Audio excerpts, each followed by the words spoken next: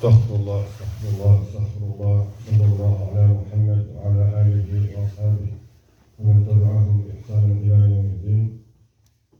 Inshallah, we're just going to do a few reminders on the surah that we have completed. Among them was the surah of the spider, or surah Al-Ankabut. And just backtracking a little bit about surah Qasas, because there's a very important lesson to be learned. And in all the surahs, Allah Ta'ala, He is sending us the following messages. I am your Lord, I created you, none created you other than me. I will sustain you on this earth. There is nothing that is going to befall upon you, and there is nothing that you will miss if it was not by my decree. I will give you death, I will revive you, and I will ask you why you did what you did, and what I have entrusted you with, meaning the life. In Surah Al-Qasas, Musa alayhi salatu wasalam, his story is mentioned in more detail in the surah of the story. Because Allah Ta'ala is actually saying, وَكَذَلِكَ نَمُنُّ عَلَى الَّذِينَ اسْتُضْعِفُوا فِي الْأَرْضِ وَنَجْعَلَهُمْ أَئِمَّةً وَنَجْعَلَهُمُ الْوَارِثِينَ. Similar to تِلْكَ الْأَيَّامُ نُدَاوِلُهَا بَيْنَ النَّاسِ وَلِيَعْلَمَ اللَّهُ الَّذِينَ آمَنُوا وَيَتَّخِذَ مِنكُمْ شُهَدَاءَ. Allah is telling this story. That's why it's known the surah of the story. Allah Himself is telling the surah, unlike as it is being narrated to Muhammad alayhi salatu wasalam in Surah Taha, which is a little bit different in how he's addressing. But at the end, Allah Ta'ala says, قُلْ أَرَأَيْتُمْ إِنْ جَعَلَ اللَّهُ عَلَيْكُمُ اللَّيْلَ سَرْمَدًا إِلَى يَوْمِ الْقِيَامَةِ مَنْ إِلَهٌ غَيْرُ اللَّهِ يَأْتِيكُمْ بِضِيَاءٍ. If Allah Ta'ala made for the sky to remain in darkness, or for the night to remain until the day of judgment, then who would be able to change that decree? And then He says,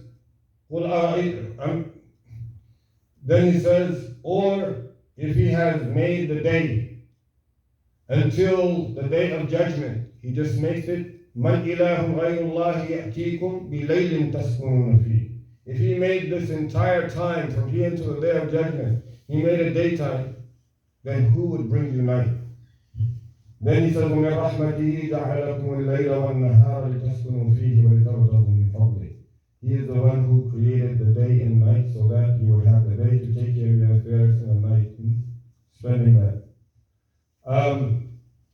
Fir'aun happened to be influencing a lot of people, just like here today in the United States or wherever, in any other country that you go.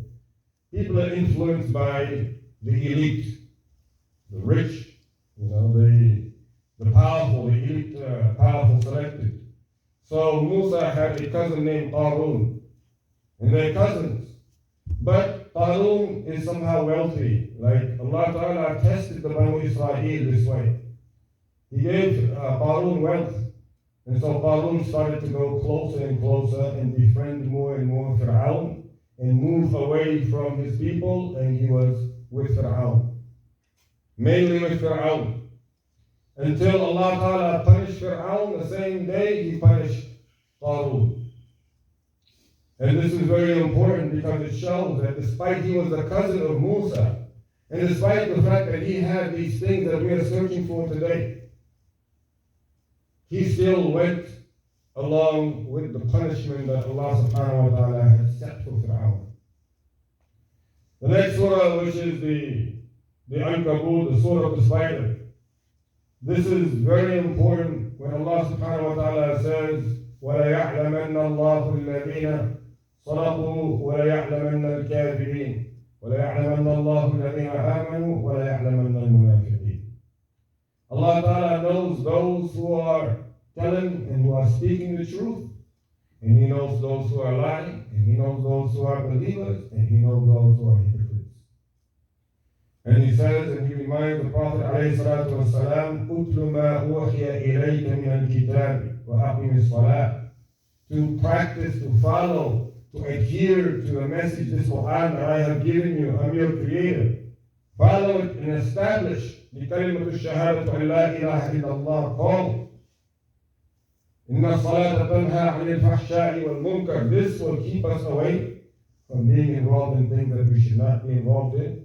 It will keep us away from those things, and it will make us more into things that we're supposed to be in.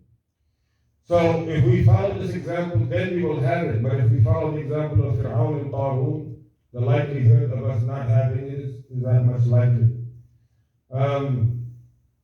فمنهم من أخذته الصيحة ومنهم من خسفنا به الأرض ومنهم من أغرقنا. Allah is explaining to us the different type of punishments that He gave to the people of Ad, the people of Noah, the people of Thamud, the people of Lut. In Lut's case, by the way, when the angels came to him, they had found him in the secluded area outside of the city where he used to go seclude himself. Like all prophets, they would have this little prayer secluded area. And when the angels came to him, he thought that they were human beings. And as they're walking with him, he testifies against his people 3 times, and he doesn't realize it.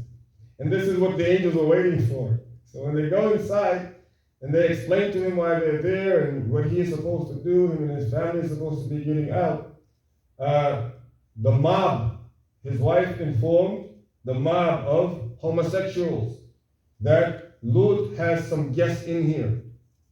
And they're men, they're young men. And he has them here, so come get them out. A lot of people do not understand that they were not just homosexuals. This was not just their main problem, but they were also bandits. They were also aggressors. They were also those who were very, very violent in getting what it is that they wanted. But anyhow, when they came to take Lut's guests, little did they know that they were angels. They're knocking on the door and they said, Lut, did we not tell you that you cannot have any guests without our permission here? We want to know what you got. So these are the 3 angels, Jibril, Mikael, and Azrael. Allah knows best. But when they evacuated Lut and his family, obviously the mob could not see. But when they got them out of the city, they took their wings and they put it below the earth.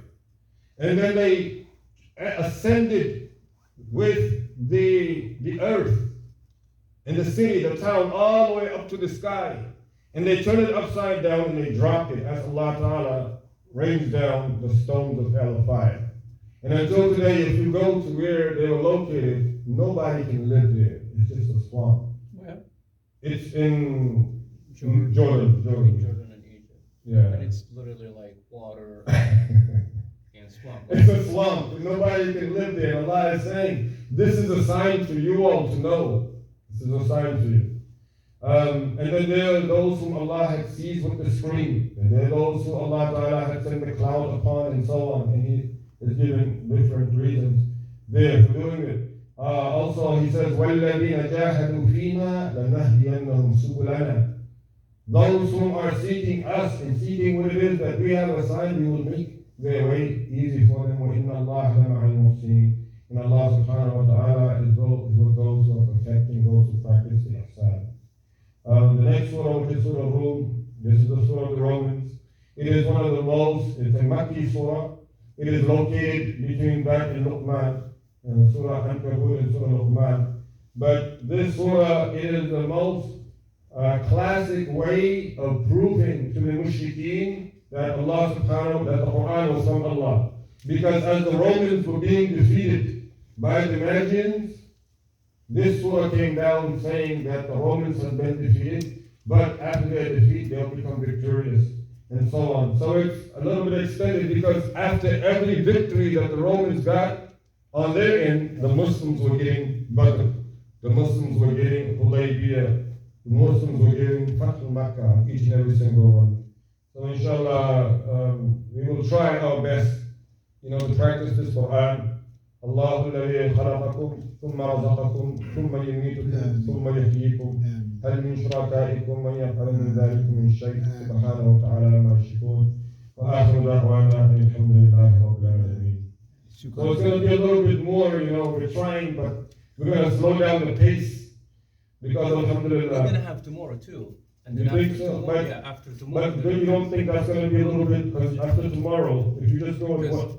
Yeah. Now we're in this 22nd and a half of it. Okay? Mm. If you do tomorrow until the end of 23rd, Mm. then we will have 7 juz. 7 juz Yeah. in 7 nights. Yeah, but that's too little. Like That's why one juz we, a night. yeah, that's too little, because now we're doing a juz in half.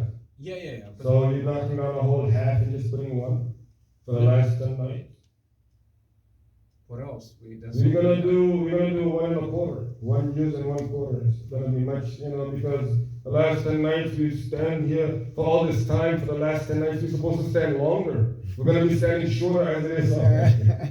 But inshallah, it'll be nice. And I think you mentioned it today when we're gonna do the khatm. Yeah. On next Friday. Is it? 29th. The 28th. The 28th. We should do it 29th because later. No, I'm talking about the Hey, 28th. the day. The 28th on the Yeah. 28th. The day is 28th. Yes. Yeah. Right. So what day does that fall on for us? Monday, Tuesday, Wednesday? Wednesday. No, it's no, because Wow. Eid is on Monday, right? That's the first of Shawwal. Mm. So the third in Ramadan is 29th supposed to be the high probability will be Okay. 29. Right. That means Saturday. We're gonna finish it Saturday night. Yeah. Saturday night. Inshallah. All right. Inshallah. And I think we have plenty. When we have a Friday, you could announce that next Friday. Exactly. You said That's why we're gonna talk about it